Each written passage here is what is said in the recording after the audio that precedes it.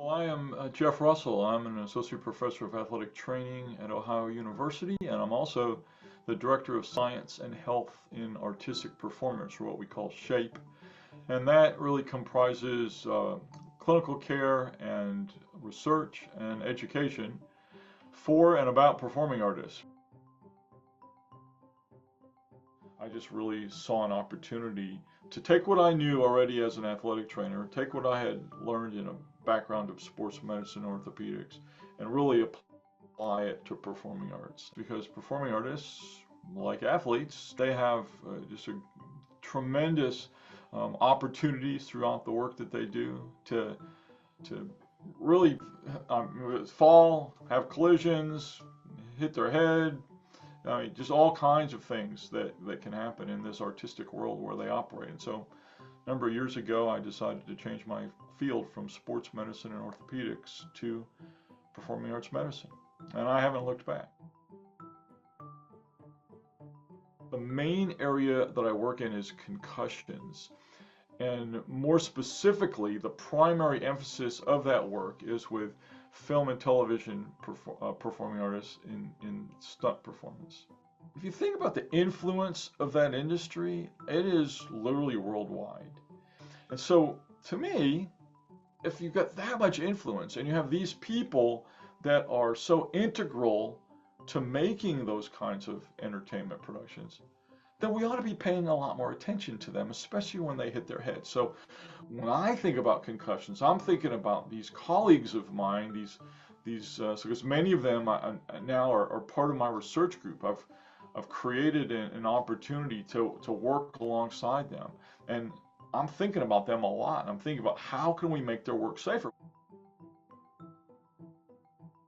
So one of the projects that we've been working on, we're collecting some of the stunt performers' data. There are a couple of specific ones that we really are honing in on. So you ask, how often have you had a head impact while you've been a stunt performer, right? In your stunt career, 80% of them will say that they've had that happen at least once, right?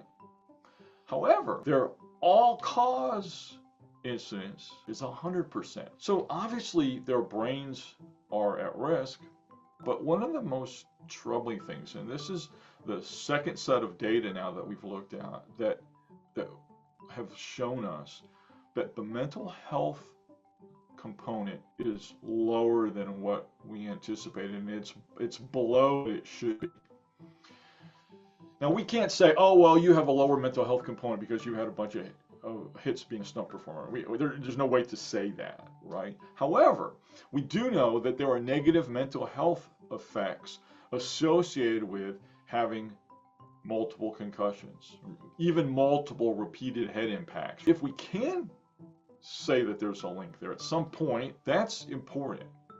But even before we get to that point, to me, it gives us some wisdom, right? It helps us say, this may be something that's going on. This is an issue that we need to study more.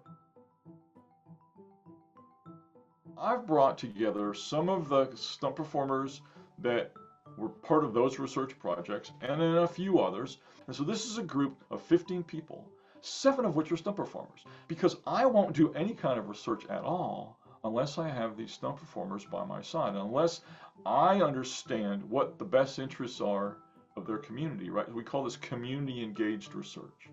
So, there are a variety of things that we're planning now. We've got several different opportunities for new areas of research. So it's exciting because we've got these people that are like on the ground doing this for their living. They're informing us, right? They're walking with us and us with them, so that it's really truly a partnership to try to get at the problem and to try to create some solutions.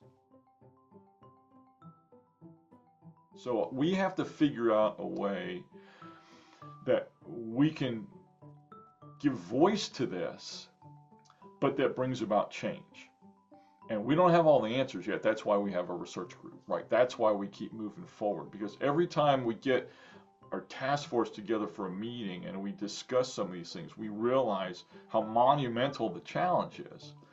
But we're all people that are motivated by monumental challenges, and we so we can't yet say, oh, look at all the great stuff we've done in terms of changing the industry, right? We're still a good ways from that.